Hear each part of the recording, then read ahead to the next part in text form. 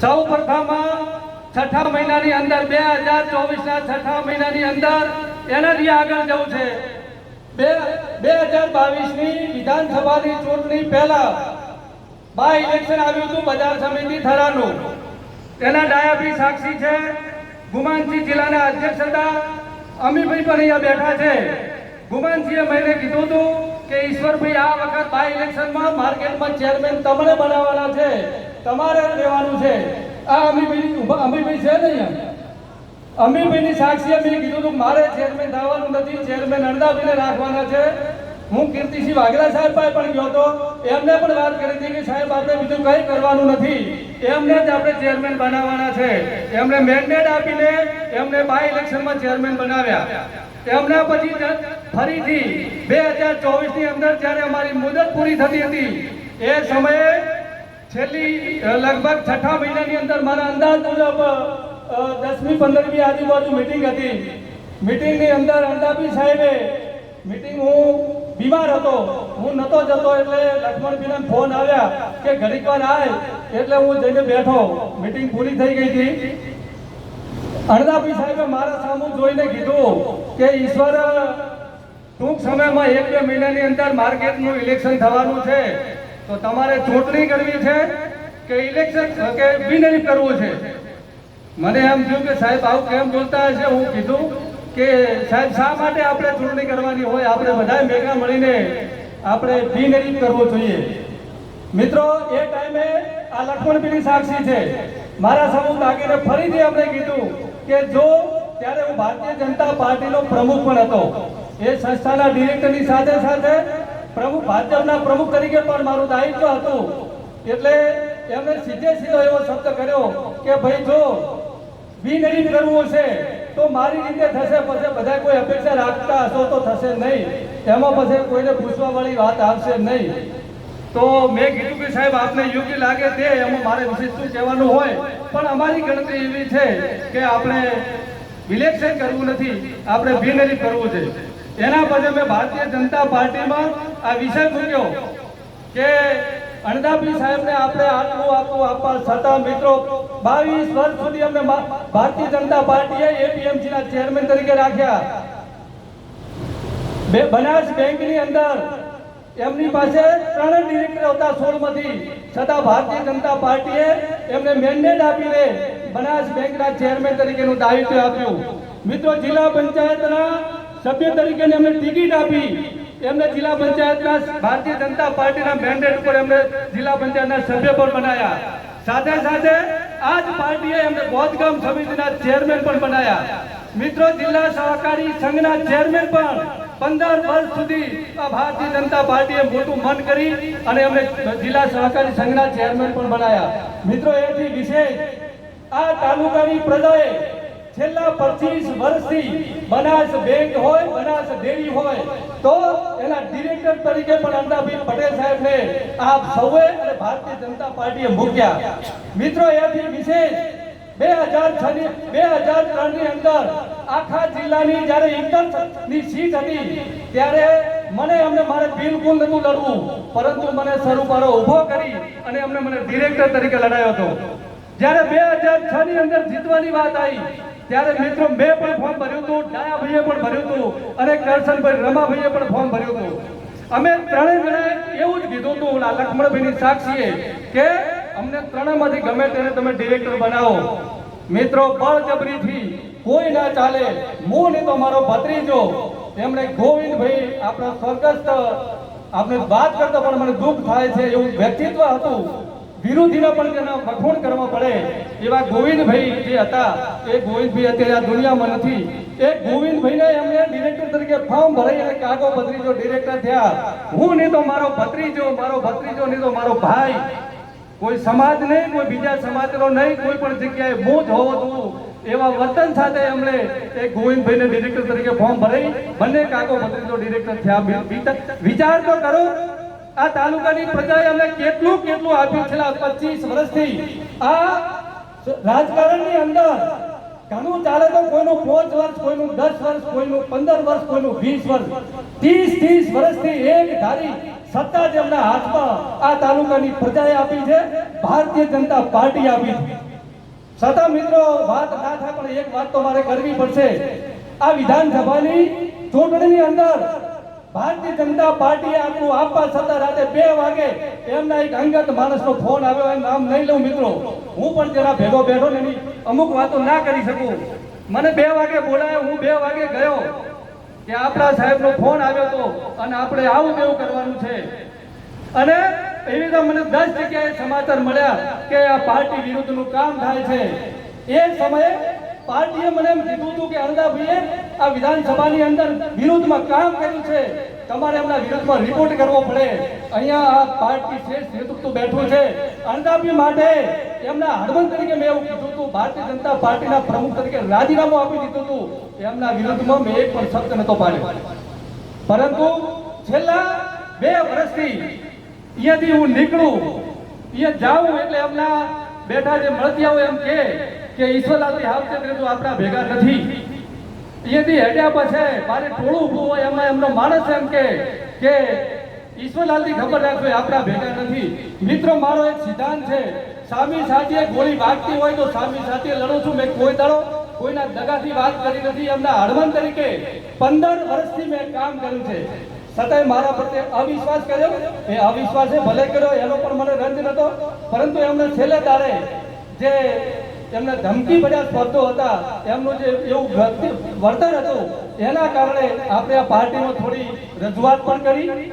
મિત્રો રજૂઆતની સાથે મેં એમના વિરુદ્ધમાં એક કાગળ પણ લખ્યો હતો કે અણદાભાઈ ભારતીય જનતા પાર્ટીને પૂછવાના નથી, એમની રીતે આ માર્કેટમાં લડવાના છે, એમની રીતે ચૂંટણી લડવાના છે.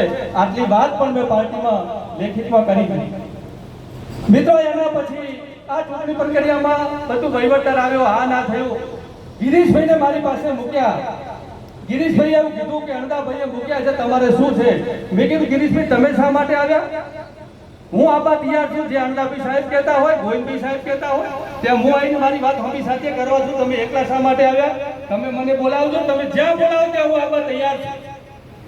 મિત્રો એના પછી ફરી એક અઠવાડિયે ગોવિંદભાઈ, નૈસદભાઈ અને ગિરીશભાઈ મેં ફોન કર્યો કે ક્યાં છો? એ મારા પણ મિત્ર છે, એમના પણ મિત્ર છે કે હું અણદાભાઈ બધા જેલમાં બેઠા છે. તો મેં કીધું અણદાભાઈ સાહેબને પૂછો હું જેલમાં આવું. મિત્રો મેં એમને ફરીથી ફોન કર્યો તો એમણે કીધું તમે સીએનજી પંપે આવો. એનો મતલબ એવો છો હોય કે ઈશ્વરને હોય ના બોલાવતા, ત્યાં તમે મળી આવો. આના પછી 2-3 વખત વાત થઈ. નૈસદભાઈએ આપણા અધ્યક્ષ સાહેબને વાત કરી કે સાહેબ અહીં કોઈક રસ્તો કાઢો. અણદાભાઈ સાહેબે એવું કીધું કે મારે કંઈ પણ જોઈતું નથી, પાર્ટી ભેગું રહેવું છે, મને મીટિંગ કરાવો, બેહાડો. નૈસદભાઈએ કીર્તિસિંહ વાઘેલા સાહેબને વાત કરી.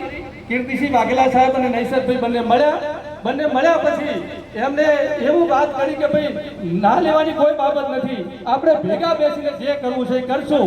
તમે અણદાભાઈને વાત કરજો કે આપણે મીટિંગ કરીએ અને આપણે સાથે રહી અને આ બધી વાત કરીએ.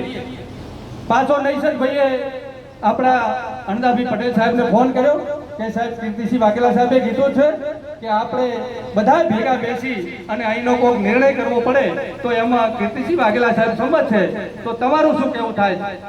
મિત્રો આગલા દિવસે અણદાભાઈ સાહેબે એવું કીધું હતું મારે કંઈ પણ જોઈતું નથી, પાર્ટી ભેગું બેસવું છે. જ્યારે નૈસદભાઈએ અમે તે મીટિંગ કરવાની વાત કરી ત્યારે અણદાભાઈ સાહેબે એવું કીધું હતું મને ચેરમેન બનાવતા હોય તો કીર્તિસિંહ પાસે આવું, કે શા માટે આવું? તો મિત્રો અમારે પાર્ટી ભેગું બેહવાનો કોઈ વિષય આવે? એમાં કોઈ પાર્ટી કાલે એક વાત કરી હતી પણ આપણે ખોટી હમાવા સંઘર્ષ થાય. એમણે કીધું હતું કે મેં એમને પૂછ્યું હતું, પરણાને પૂછ્યું હતું, ઢેકણાને પૂછ્યું હતું, પણ મને બોલાયો નહીં. ઓમાં ક્લિયર કટ પાર્ટીનો ક્યાંય વોક હોય તો કહો. સામેથી કીધું કે હું બેસવા તૈયાર છું, પણ અણદાભાઈ સાહેબે એવું કીધું કે મને ચેરમેન બનાવે તો ભેગો બેહું, નથી શા માટે બેહું? એટલે એમને પહેલેથી નક્કી કરી દીધેલું હતું કે કોઈ પણ ભોગે ગમે તે થાય, પરંતુ કોઈને આપવા વાળી વાત નહીં, કોઈને ભેગું બેસવા વાળી વાત નહીં. એક જ મુદ્દો માર્કેટ યાર્ડની અંદર કોઈ એમ થાય હું જ ચેરમેન છું. મિત્રો 25 વર્ષથી આ પ્રજાએ જેમના ઉપર આટલો ભરોસો મૂક્યો હતો તો પ્રજાના એમને પ્રજા ઉપર કોક ઉપર તો ભરોસો હોવો જોઈએ ને. એમને બીજી પણ વાત કરી હતી, લખમણભાઈ સાહેબની સાક્ષી છે, એ પણ મારે ચોખવટ કરવી. એમણે કાલે એવી વાત કરી કે હું બધું ઈશ્વરલાલ કેમ કરતો હતો અને એના માટે લક્ષ્મણભાઈ વિરોધ કરતા હતા કે તમે ઈશ્વર કેમ કરો છો, એટલે લક્ષ્મણભાઈ મારાથી રિસાઈ ગયા. એની પણ ચોખવટ કરું. હું સ્વર્ગસ્થ મારા મિત્ર હતા રામજીભાઈ લક્ષ્મણભાઈ નંદાભાઈ સાહેબ, અમે ગોધીનગર જતા હતા અને લક્ષ્મણભાઈ અને રોમજીભાઈએ ઝાડું ઉપાડ્યું. રોમજીભાઈ એમ કે સાહેબ તમે મૂકો એમ કરે છે, લક્ષ્મણભાઈ કે મૂકો એમ કર્યો છે. 2 કલાક સંઘર્ષના અંતે અમે મહેસાણા ઉપરાજ ગયા અને અણદાભાઈ સાહેબે ક્લિયર કટ કીધું કે તમારે બેને કોઈ વેવલા થવાની જરૂર નથી, હું તો ભાઈ કરશનભાઈ કેમ કરું છું. ક્લિયર કટ આવી વાત કરી હતી. કાલે એવી વાત કરી કે હું તો ઈશ્વર કેમ કરતો હતો. એટલે ઘણી બધી વાતો છે. અમે પાર્ટીનો ક્યાંય વોક નથી. પાર્ટી આજ તારીખ બધી અમને ખૂબ આપ્યું છે. હજી પણ પાર્ટી અમને આપવા તૈયાર હતી, પરંતુ એ કોઈ પણ વાતમાં છોડવા નતા. નગરપાલિકા હોય તો પણ કે મારો વ્યક્તિ હોય, જિલ્લા પંચાયત હોય, જિલ્લા સહકારી સંઘ હોય, માર્કેટ હોય, બેંક હોય, ડેરી હોય, બધી જ જગ્યાએ કે મને જ આપો તો ભાજપ, બીજાને આપો તો ભાજપ નથી. એવી એમની અણદાભાઈ સાહેબની નીતિ છે. એમના વિચારો એમને મુબારક. મિત્રો મારે વિશેષ કહેવું નથી, પરંતુ ભારતીય જનતા પાર્ટીનો આજે આ અમારા ઉપર વિશ્વાસ મૂકીને એમને જે અમને મેન્ડેટ આપ્યા છે એ બદલ ગુજરાત પ્રદેશના યશસ્વી અધ્યક્ષ આદરણીય CR પાટીલ સાહેબ, આપણા સંગઠન મહામંત્રી આદરણીય શ્રી રત્નાકરજી સાહેબ, આપણા મહામંત્રી પ્રદેશના મહામંત્રી આદરણીય આપણા રજનીભાઈ પટેલ સાહેબ, આપણા પ્રભારી આદરણીય કવાડિયા સાહેબ, આપણા સહકાર મંત્રી આદરણીય પંચાલ સાહેબ, આપણા સૌના આદરણીય આગેવાન જિલ્લા ભાજપના અધ્યક્ષ આદરણીય કીર્તિસિંહજી વાઘેલા સાહેબ, અહીંયા બેઠેલા સમગ્ર ભારતીય જનતા પાર્ટીના શ્રેષ્ઠ નેતૃત્વ અને આ તાલુકાનું શ્રેષ્ઠ નેતૃત્વ, આપ સૌએ અમારા ઉપર ખેડૂત વિભાગમાં 10 અને વેપારી વિભાગમાં 4 એમ 14 ઉપર વિશ્વાસ મૂકીને જે અમારા ઉપર જે વિશ્વાસ મૂક્યો છે એ વિશ્વાસને અમે પૂરેપૂરો ચરિતાર્થ કરશું. મિત્રો, માર્કેટ યાર્ડનો પૂરેપૂરો વિકાસ કરશું. 1 વર્ષની અંદર ભારતીય જનતા પાર્ટી આ 14 લોકોને સત્તાના સૂત્રો એમના હાથમાં આપશે. તો આપ સૌને આજે કુદરતની સાક્ષીએ કહું છું કે અમે 14 લોકો ભેગા થઈ 1 વર્ષની અંદર મોટી આખા તાલુકાની સભા કરીને ખુલ્લી બજારમાં આ માર્કેટનો વહીવટનો આપની સાથે એના હિસાબો રજૂ કરશું. એક પણ પાઈ આ ખેડૂતોની એક પણ પાઈ જો મારા ક્યાંય અંગત સ્વાર્થ ખાતર, ઠીક છે જે વ્યવસ્થાઓ હશે એટલા પૂરતી બરોબર છે, બાકી મારા અંગત ઘરેથી એક પણ પાઈ જો હું આમાંથી કોઈ પણ ક્યાંય આગા પાછી કરું તો આજ વગરજીની સાક્ષીએ આપ સૌને હું ખાતરી આપું. મિત્રો, આજે આપણે કાલે 4 વાગે 5 વાગે પ્રોસેસ પૂરી થઈ. એકદમ આપણું એમ થયું કે આપણે મળ્યા નતા, આપણે તો એમ હતું કે બિનહરીફ થઈ જવાનું છે, એટલે બિનહરીફ ના થઈ શક્યું. એટલે આપણે વચનથી આ સભા બોલાવ રાતે 8 વાગે નક્કી થયું. ખૂબ ટૂંકા ગાળામાં આટલા મોટી સંખ્યામાં આપ સૌ વધાર્યા છો. આપ સૌનો આભાર પણ વ્યક્ત કરું છું. સાથે સાથે ફરીથી એક વિનંતી કરું છું કે 1-2 દિવસની અંદર આપણે તમામે મતદારોની અહીંયા ભેગા કરી અને એક સૌ સાથે મળશું. ફરીથી ખાસ મારા પટેલ સમાજને વિનંતી કરું છું, તમારા દીકરા તરીકે વિનંતી કરું છું, 2 હાથ જોડીને વિનંતી કરું છું. મિત્રો, ભારતીય જનતા પાર્ટીએ જેને મેન્ડેટ આપ્યો છે એના સિવાય કોઈ પણ કોઈને મામાનો, માસીનો, કાકાના, બાપાનો કોઈ પણ સંબંધ હોય તો મિત્રો આપ સૌને વિનંતી કરીને વાત કરું છું કે એક પણ આવો કોઈ સંબંધ રાખ્યા વગર પેનલ ટુ પેનલ, વેપારી વિભાગમાં પેનલ ટુ પેનલ, 4 વેપારી વિભાગમાં અને 10 વેપારી વિભાગમાં ભારતીય જનતા પાર્ટી આપણા ઉપર જે વિશ્વાસ મૂકીને જે આપણને મેન્ડેટ આપ્યા છે એ 10 લોકોને ક્યાંય પણ ક્રોસ કર્યા વગર, મિત્રો એક પણ વોટ આગા પાછું કર્યા વગર ભારતીય જનતા પાર્ટીના 10 લોકોને વોટ અપાવી વિજય બનાવશો. અહીંયા જે બેઠેલા મિત્રો છે એ તો બધા સાથે છે જ, પરંતુ અહીં હાજર નથી. અહીંથી ગયા પછી આ બધી જે તાલુકાની થોડી ક્રીમ કહી શકાય એવા લોકો છો, 2 પોટ લોકોને વાત કરી શકો એવા લોકો છો.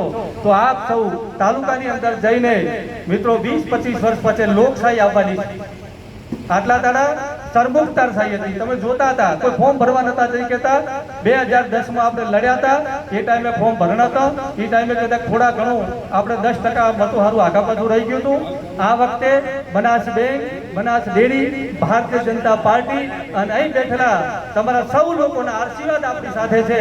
તો આપણે આપ સૌ બધાએ ગભે ગભા મિલાવીને ભારતીય જનતા પાર્ટીની પેનલને જડ જીતાવવા માટે મહેનત કરશો એવી આશા અને અપેક્ષા સાથે ફરીથી એક વખત જોરદાર ઓગણતીની જય બોલાવી મારી વાતને પૂરી કરું છું. બોલો ઓગણતી ભગવાન કી જય.